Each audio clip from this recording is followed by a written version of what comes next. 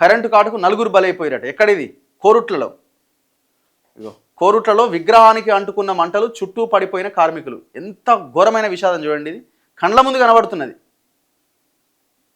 ఈ విగ్రహాన్ని తీసుకెళ్తున్నారు. మరి ఇప్పుడు ఎక్కడ వినాయక చవితి ఇప్పుడు ఎక్కడ ఉంది? ఇప్పుడు ఎక్కడ విగ్రహం?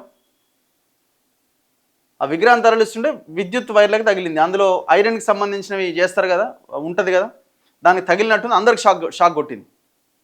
షాక్ కొట్టగానే ఎక్కడెక్కడ కింద పడిపోయినారు చూడండి. వినోద్ అండ్ సాయి కుమార్.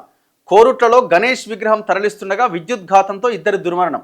ఎల్బీ నగర్లో తెగిపడ్డ కరెంటు తీగ ఫుట్పాత్ పై నిద్రిస్తున్న ఇద్దరి మృత్యువాత. ఇగో ఈ ఫోటో చూడండి, ఎంత ఘోరం. కరెంటు మొత్తం తీగ తెగిపోయి వాళ్ళ మీదనే పడిపోయింది. స్పాట్.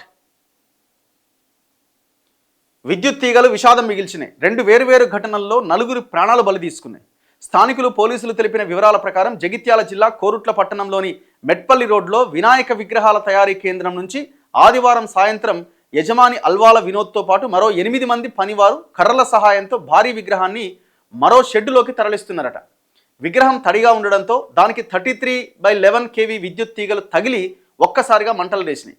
దాన్ని మోసుకెళ్తున్న వారంతా విద్యుత్ ఘాతంతో కుప్పగులిపోయారు. స్థానికులు అప్రమత్తమై కర్రలతో విద్యుత్ తీగలు పక్కకు తప్పించి బాధితులను ఆసుపత్రికి తరలించారు.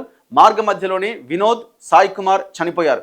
మరో 7గురికి గాయాలైనాయి. వీరిలో 3గురికి తీవ్ర గాయాలు కావడంతో వరంగల్ MGMకు తరలించారు. మిగిలిన 4గురికి జగిత్యాలలో చికిత్స అందిస్తున్నారు. ముఖాలు మొత్తం కాలిపోయి గుర్తుపట్టలేనంతగా తయారైనట. ఎక్కడిది? ఎల్బీ నగర్లో. ఘోరం. అసలు ఎట్లా తెగిపడ్డది? కరెంటు వాళ్ళు ఏం చేస్తున్నారా? వైరు తెగిపడేంత ఉన్నదా? అంత ఘోరమైన సిచ్యువేషన్ ఎందుకు వచ్చింది? ఏమైందట అంటే గుర్తు తెలియని లారీ ఒకటి 11 kV స్తంభాన్ని తాకడంతో తీగ తెగిందట. వాళ్ళు ఆ ఇద్దరు చనిపోయిన వాళ్ళు ఎవరంటే అక్కడ అడుక్కునే వాళ్ళట. పాపం, ఘోరం కదా.